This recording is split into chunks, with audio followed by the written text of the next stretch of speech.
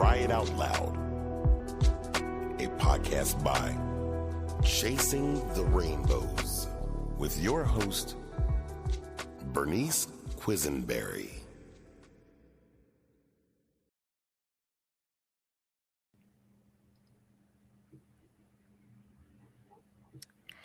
There's a moment that so many of us know, a moment where something happens, something profound, something devastating, something life-changing, and you look around and realize nobody is talking about this.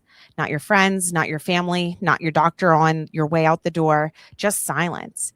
For Jamilah Robinson, that moment came in 2018 twice. 2 miscarriages, 2 losses, and the silence that makes you wonder if what you are feeling is even allowed. She was a Dallas girl who moved to Houston the day she married her college sweetheart. She had built a life, built a business, built a faith, and then found herself sitting with a grief that had no roadmap, no community, and no name she could find. So she did what people of deep faith and even deeper determination do. She went looking. She found a local grief support group, told herself it was research, told herself she was just there to observe. And 7 weeks later, she was bonded with a group of women who had been exactly where she was, hopeless, sad, and desperate for someone to say to me too. That moment changed everything. Jamilah, thank you so much for being here and for trusting us with your story today. Absolutely, Bernice. Thanks for the invite. Yes, I would love for you to take our listeners back to prior to 2018, what your life was like and what it looked like before, you're losing your babies. Sure. So, prior to the pregnancy loss, I'd been happily married, as you called out, to my college sweetheart since 2010. So we had been married for almost a decade.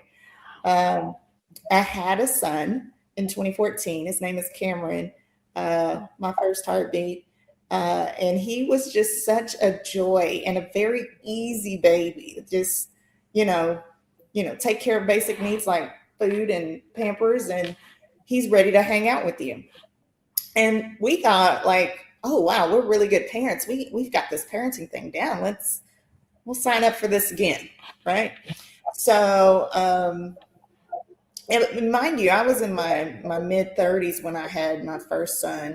I delivered him when I was 34, and we had waited a couple of years until we decided to do it, try again. And so when we did, I took a pregnancy test around Christmas time. I want to say Christmas Eve or whatnot. And I told my husband, and, we were excited. We waited that 12-week, quote unquote, safe period before telling other people.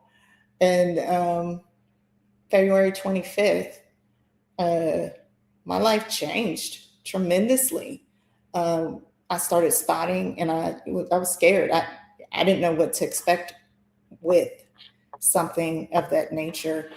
And so I told my husband, he told me to go to the doctor, and we rushed. I went alone after, picking up my son was there. He was in the waiting room with me. And they took me back, and they did the ultrasound, and I heard words that should change my life. I'm sorry, your baby no longer has a heartbeat. So when you hear those words, your world stops in that moment. There's lots, people are still talking and doing things, but it all becomes white noise. And so I'm just, doing what you're doing right now, where he's just shaking my head as they're walking me through, next step options. And, it's coming in, the words are coming in and out. They're telling me, you can do this at home, you can schedule a DNC. I was a very private person at that time. So when I heard the words, you can do this at home, I took that as a source of relief. And so I was like, okay, I'll do this at home. Not really even knowing what I'll do this at home means, right? So There wasn't a lot of preparation provided with the healthcare practitioner that was standing in front of me. If she did provide additional information, again, white noise. I'm not processing everything that is being told to me. I am the only adult from my family that is being given this information. And it was tough after going home and not really knowing what was next. The other tough thing about that experience was when you're the sole person that receives the information about there no longer being a heartbeat, you have to tell your other family members. That is a crushing weight for anyone to have to deliver news about a hopeful pregnancy that is no longer, and you're still trying to process it yourself. So a lot happened that day. I can continue to tell you the story. Did you have any immediate questions for me? Or? No, absolutely. Please continue for our listeners to hear everything that you've been through. Yeah. So that mental trauma and trying to process the grief was also impacted by physical trauma, because I didn't know what passing the baby at home meant. Nor do you think about when you have a pregnancy loss that you still have to birth the baby, Yes. right? So for the first few days, I was okay. And then I started putting my head down and going back to work. You know, we told our immediate family. They were, of course, sad and concerned about us. But, you know, they didn't know what to say. We didn't really know what to do other than try to move forward. And then I happened to go attend a client meeting locally at one of my clients' office. And that's when the birthing process started for me. Like, I go to the restroom and I'm pouring out blood clots and I'm trying to get out of there as quickly as possible. And the words that are in the back of my mind are, you can do this at home. You can do this at home, right? So I'm trying to get out of there so I can, and still have the presence of mind that, oh, I need to go pick my son up from school first before I go home. So I figure out a way to get in there and try to cover myself and, you know, not expose what's going on as quietly as possible and get him out of there. And we get in the car and I feel myself passing out. So I pull over into the other parking lot and call my husband before, you know, it's just lights out for me. And he's like, call 911. And I did. Fortunately, there was a fire truck station like 2 parking lots down from where I was. They came over and waited with me and my son, who was in the car. He's 2, maybe 3 at this time. And then the ambulance gets there and carts me off to the ER. And there they replaced my fluids. I had lost a lot of fluids by this time, and get me back to a situation of, they finished the DNC and they get me back to a situation of, okay, you're ready to check out. So, you know, I know that's not everyone's story of how the baby is passed, right? But for somebody who never really understood what a miscarriage was, and then having to process, oh, your baby's no longer alive, and then, you know, this very traumatic thing where, like, I could have bled out if I had continued to go home and maybe not even be here, right? That all happened so quickly and so fast, and was a whirlwind of things.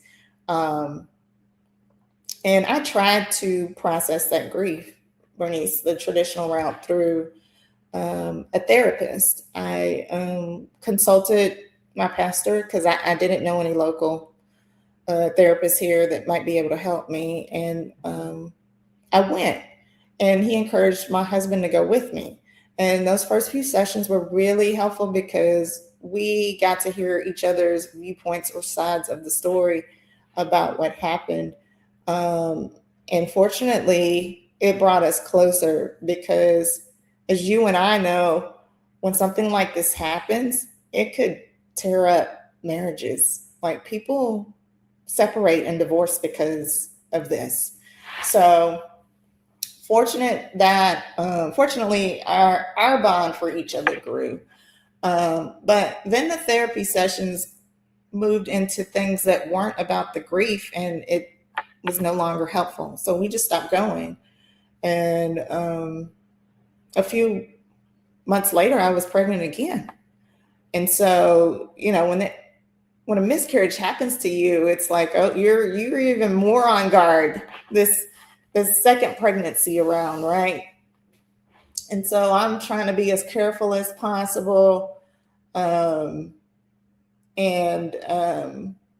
About 7 weeks in, which I really thought was 12 weeks in,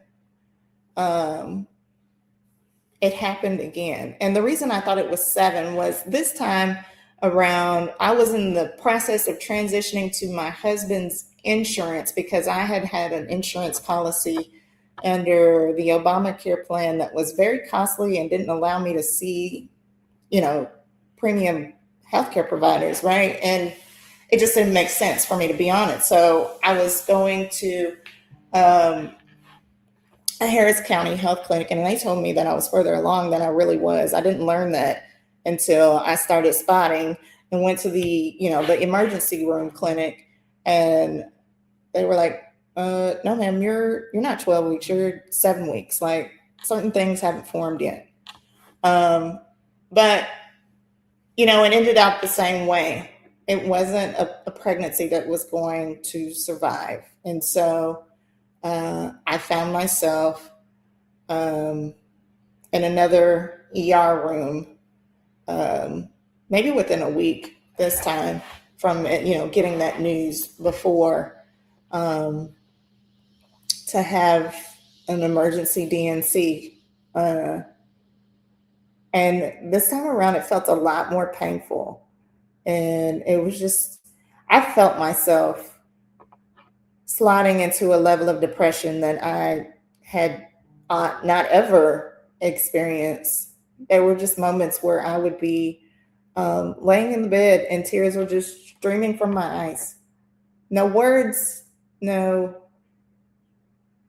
nothing but tears, right?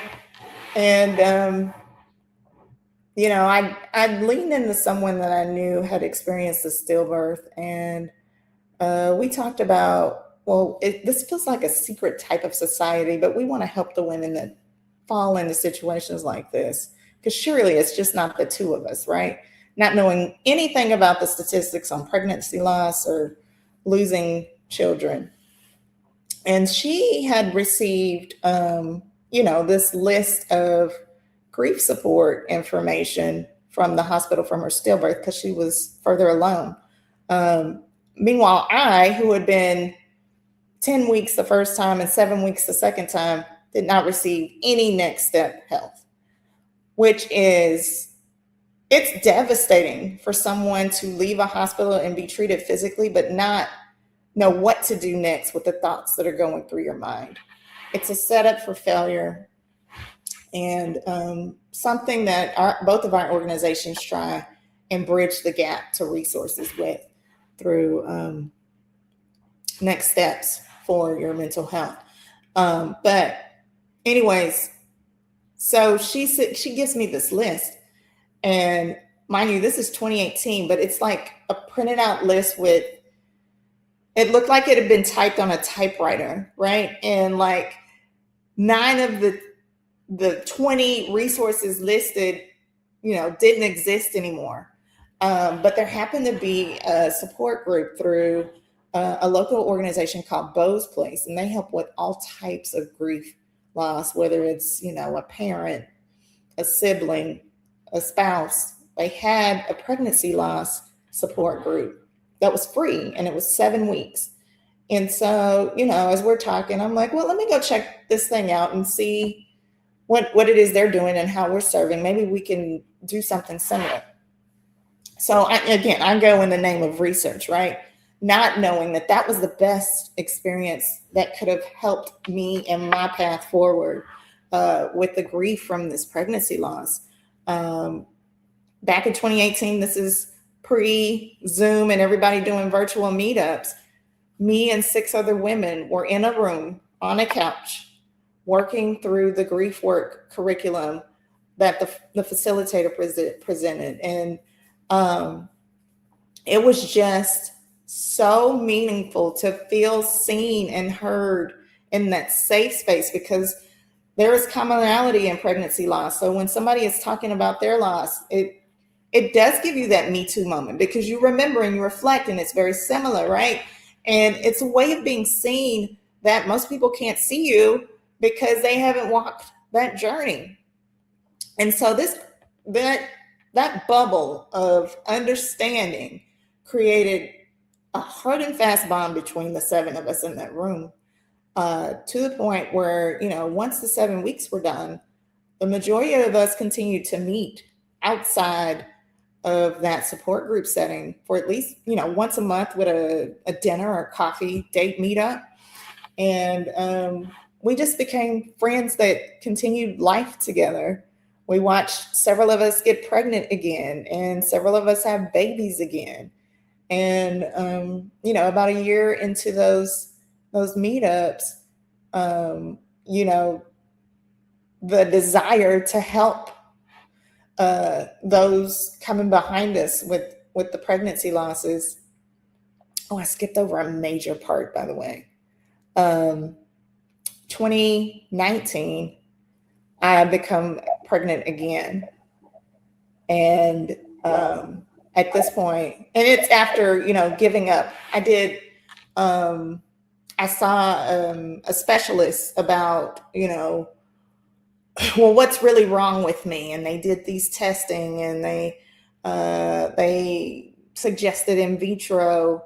And because it was so costly, there was a trial study that I could have become a part of.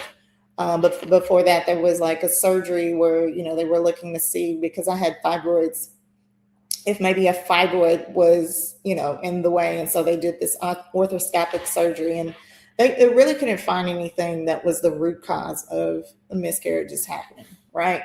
So it was a big waiting process. Hurry up and wait, right? Which messes with your mind as well. So, some of those were the talks from that support group, because, others were trying to conceive as well. But in 2019, I got pregnant again after I'd given up, and I was like, oh, well, I guess this isn't in the cards for me, God. Just help me to move forward, right? And then my husband looks at me one day and he's like, "You're pregnant." And I'm like, "No, I'm not," because I've been taking pregnancy tests, every month, thinking that there were symptoms for a pregnancy, only to have a period the next day. And that is just as devastating, right? When you're so hopeful for another pregnancy. And so when I say I had given up taking the pregnancy test. And he looks at me and says, "You're pregnant." And so he didn't say that the other times. So that made me think, okay, well, maybe there's something to this. And I take the pregnancy test and I'm pregnant. So I go into this 3rd pregnancy. And I say this because there's probably someone out there right now who's pregnant, who's scared that this is not going to come out your way, who's reserved about even having a baby shower. Like, that was me too. I did not want to put a room together. I didn't want anybody gifting me clothes prior to me holding my baby, because I didn't want to have to deal with that grief. And, there were people's feelings that got hurt by me not wanting to do those things, simply because they did not understand that the mindset of somebody who goes through this, you're putting your guard up because you don't want to be crushed again from this type of grief. So if that's you, please know that those are normal feelings. You are not alone in those feelings, and those feelings are valid. You are okay. But fortunately, January 8th, 2020, I delivered a healthy baby girl in the heart of COVID. And she was my COVID baby. She is also the lifeblood of this house. She has the exact opposite temperament of everyone else in this family. She is just high energy, always on the go. And we look to her for joy and entertainment. But, as we continue to meet up as friends, the desire to help the women coming behind us stirred even more. And together we decided to form a nonprofit with the help of a pro bono attorney to service the needs of this secret society, because nobody knows about pregnancy loss until it happens to them. It's still a stigmatized conversation. And I'm so thankful for platforms like yours that give us the opportunity to share the stories, because it's the only way this conversation is going to become normalized, so that our daughters, when they get pregnant and this happens to them, they aren't afraid to say it happened to them and to share it, so that we know how to deal and grieve and cope and be there for them. So thank you for this platform, Bernice. Of course, Jamilah. Yeah. So we formed the nonprofit, and our first offering or program, which we now know as a program because we knew nothing about nonprofit world. We just said, we want to help. Weren't thinking about fundraising, business expenses, all of the things that come with the for-profit business, right? Yep. But the care package was our first program, and it was simply curated with items that we would have liked to receive during our time of loss. So we had a combination of some tangible comfort items like chocolate, tea, a pillow, mixed with some mental grief support material. There's a book that spoke to pregnancy loss, a journal, and we made, through one of our board members and our board chair now, a handcrafted ornament to hang on the holidays in remembrance, with a postcard sides note that says, "Hey, is mom's a loss? We see you and we are sorry for your loss. When you are ready," because everybody is not ready to deal with, the grief of their loss as soon as it happens, go check out our website and come get connected to community and resources. And on our website, we list everything from books to podcasts like these, where we're telling our stories, and other online resources, curated playlists, along with local therapists in the Houston area, which is our headquarters, and now we have a Dallas chapter, as well as holistic care options and opportunities, because the woman who goes or walks this journey isn't necessarily ready to go back to a doctor's office where they heard those cold words, and they want to be seen and treated holistically, mind, body, and spirit, right? So we have those resources listed for Houston and Dallas, as well as local support groups, including ours, which is our second program, loss support. It's structured similarly to what we experienced as founders through that support group program at Bo's Place. It's 6 weeks of curated curriculum that has been curated and tweaked by our loss support program manager, Rebecca Tapik, and she guides these lost moms through the grief and coping skills and how to move forward in community, because again, it's always more meaningful to be heard and seen in the stories that we share in the safe space. And we found additional ways to continue to engage with our community through our pregnancy after loss program, where pregnant moms like the situation I described, who, are pregnant again after the loss and are scared out of their mind, can find a safe space to talk to people that are going through it with somebody who has gone through it. Absolutely. Yeah. It means so much to have that community and sense of connection. You need that. I mean, that's what, both of our organizations stand for. And it really does matter to hear it from another lost mama who is now pregnant and experiencing, because we're reliving our traumas all over again. All over again. Yes. And now we're so well aware. We're looking at it from a different lens now, and that's self-protection and preservation and everything. And then it brings that guilt, shame, and blame alongside of it, and just everything, and be able to talk and process that with someone who gets it hits a lot differently than accidentally trauma dumping on someone who doesn't understand. And then they say those well-intended but insensitive things. Absolutely. Absolutely. Yes, Jamilah. And, it's a balance of working through what is new, plus acknowledging the milestone from the previous loss. Yes. So you holistically get a full picture of what's going on.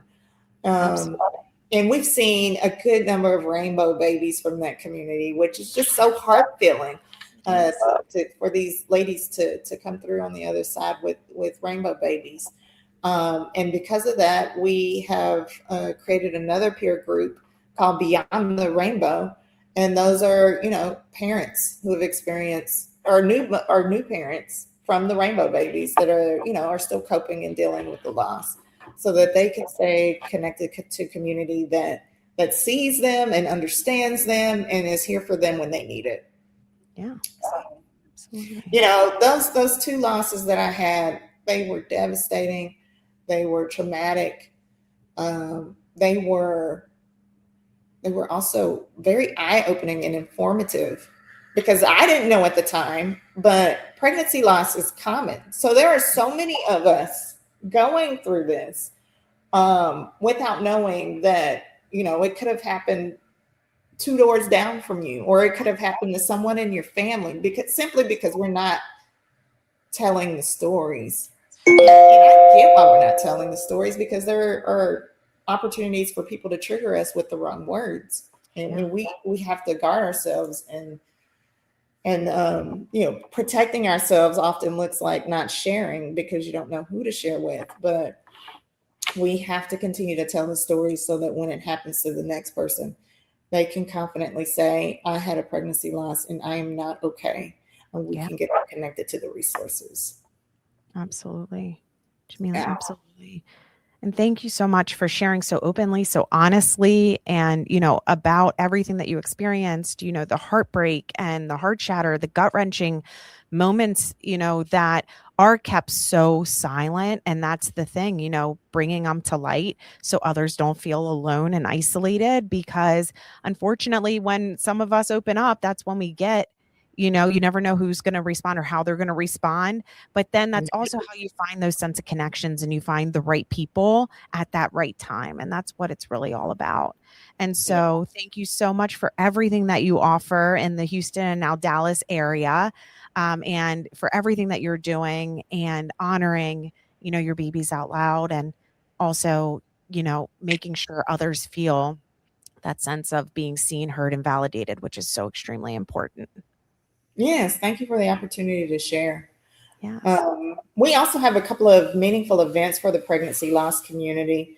Whether you're in Houston, Dallas, or, you want to be a part of the community virtually, October is Pregnancy and Infant Loss Awareness Month, right? Yes. So we do, in partnership with several other communities or organizations, a Wave of Light remembrance, where families gather. Sorry, computer is ringing. Where families, our Wave of Light community remembrance is where families physically gather in person, but you can also register online through our website to have your baby's name called during that ceremony. We host the candlelight visual, but prior to the visual and the ceremony, we each of our organizations has a table where we share our resources and how we support, so that those who are coming to honor their loss are are not left without a next step with how to deal with the grief and the pain that they are experiencing. Absolutely. And then that is held consistently on the second Saturday of October every year. This year that falls on the 11th. So it's a few days away from the national holiday, which is the 15th. But we wanted to bring some consistency around that in-person piece of the event. And then the third Saturday of every October, we host a annual 5K and fun run, which also brings community for those who have experienced pregnancy loss. Last year, we had people from all over the state coming with their team shirts and their baby names, just because this was an opportunity to share and hear their babies' names and have their babies' names recognized. And we try and bring those same type of resources as vendors to this community, so that, you know, when they show up, they are presented with opportunities to move forward in a meaningful way. That 5K event is tied to a virtual walk or run that you can complete in any part of October, which is Pregnancy and Infant Loss Awareness Month. And we'd love for you to be a part of that community. Yes, we're hoping that some of our volunteers in Texas, so us having, you know, volunteers all over the nation, can make it to your events. We do a lot, of course, with, like you're saying, Jamilah, with October Pregnancy and Infant Loss Awareness Month. Now our national gala is the third weekend. And then we do also the Wave of Light readings on October 15th.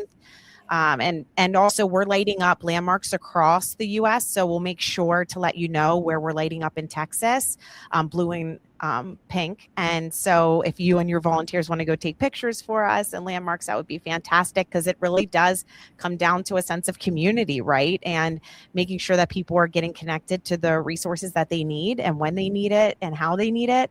And also, you know, making sure that they're getting, you know, being able to be a part of all of the wonderful things that are happening in honor of our babies for October. And so It is so important. So yes, I look forward to us connecting more and partnering when it comes to October, and can't thank you enough for being on here today, for sharing your story and everything, you know, in between. It just truly means the world.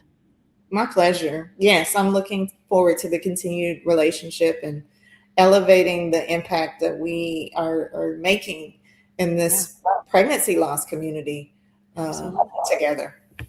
Yes. Thank you, Jamilah. Thank you. Yes. If today's conversation did anything, if Jamilah's story landed somewhere inside you, I want you to sit with that for a moment, because that feeling, that recognition, that is not a coincidence. You are not alone as you thought you were. Grief has a way of making us feel like we are the only ones sometimes carrying that heaviness. Like everyone else got a different life and we somehow ended up with this one. But 1 in 4 pregnancies end in loss. That's 1 in 4 of us. And that means somewhere right now in a parking lot, in a hospital room, in a bathroom, at work, trying to hold it together, someone is carrying exactly what we've carried. And they need to know that support exists. Free, real, and daily. And Chasing the Rainbows is a national nonprofit built for this exact moment, for infertility, miscarriage, stillbirth, infant loss, and pregnancy after loss, for the grief no one talks about at dinner, for the due dates that come and go in silence, for the rainbow baby journeys that are beautiful and terrifying all at once. We're a lifeline. We're not just a pamphlet, and we're a community of people who have been exactly where you are and refuse to let the next person walk alone in that. If you are in that right now, reach out. If you are someone who is in it, share this episode with them. If you want to be a part of the solution, volunteer, donate, show up for Chasing the Rainbows. And if you would like the information for Jamilah and her team at Missing Pieces in Houston or Dallas, please let us know. We are here to be able to provide that resource for you. Every single loss matters. Every single person matters. Every person's journey matters. And you can find us at chasingtherainbows.org. And when you get there, know that you are already expected. So thank you so much, Jamilah, again, for being here today. Thank you so much. I enjoyed the conversation. Great. Thank you.